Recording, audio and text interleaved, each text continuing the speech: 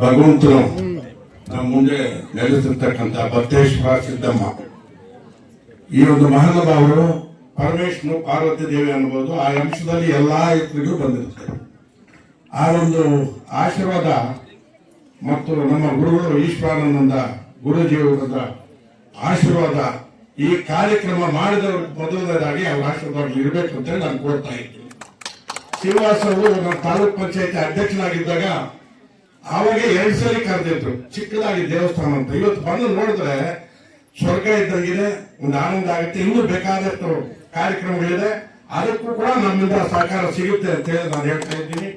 ಈ ಒಂದು ಕಾರ್ಯಕ್ರಮಕ್ಕೆ ನಮ್ಮ ಕರ್ನಾಟಕ ರಾಜ್ಯದ ಮಾಜಿ ಸಚಿವರು, ನಮ್ಮ ಆತ್ಮೀಯರು, ಈ ತಾಲೂಕಿನ ಮಾಜಿ ಶಾಸಕರಾದಂತ ನಾಗೇಶ್ ಅವರು ಬಂದ ದಾರಿ ಹೇಳ್ಬೇಕಾದ್ರೆ ಇಲ್ಲಿ ಹೇಳ್ಬೇಕಾಗಿತ್ತು, ಬೇಡ ಇಲ್ಲಿ ಜಾಸ್ತಿ ಇದೆ. ಅವರು ತುಂಬಾ ಇಲ್ಲಿ ಏನಕ್ಕೋ ಬಂದು 20 ದಿವಸದಲ್ಲಿ ಕ್ಯಾಂಡಿಡೇಟ್ ಆಗಿ ಗೆದ್ದು ಅವರು ಮಂತ್ರಿ ಆದ್ರು. ಈ ತಾಲೂಕಿನ ಆಶೀರ್ವಾದ ಚಿಕ್ಕಿದೆ, ಅವ್ರಿಗೆ ಅಭಿಮಾನ ಹಾಗೆ ಇದೆ. ಇದು ಕೂಡ ಕಾರ್ಯಕ್ರಮಗಳು ಮಾಡಿದ್ದಾರೆ. ಅದೇ ರೀತಿಯಾಗಿ ನಮ್ಮ ಸಹೋದರರಾದಂತ ಕಲ್ಪಲ್ಲಿ ಪ್ರಕಾಶ್ ಅವರು ಬಂದಿದ್ದಾರೆ, ಮತ್ತು ಇನ್ನೊಬ್ಬ ಸಹೋದರರಾದಂತ ವೆಂಕಟೇಶ್ ಗೌಡರು, ಆಲ್ಗುಳ ಅವರು ಮತ್ತು ಪದ್ಮಮ್ಮ ರಮೇಶ್ ಅವರು. ಇಷ್ಟು ಕಾರ್ಯಕ್ರಮಕ್ಕೆ ನಾನು ಶ್ರೀನಿವಾಸ್ ಜೊತೆಯಲ್ಲಿ ಅವರು ಒಬ್ಬರೇ ಏಕಾಂಗಿ ಓಡಾಡ್ತಾ ಇದ್ರು. ಅವರು ದುಡಿದಿದ್ದಾರೆ ಅಂದ್ರೆ ಅವ್ರಿಗೂ ಕೂಡ ಬತ್ತೇಶ್ವರ ಸ್ವಾಮಿಗಳ ಆಶೀರ್ವಾದ ಸಿಗಲಿ.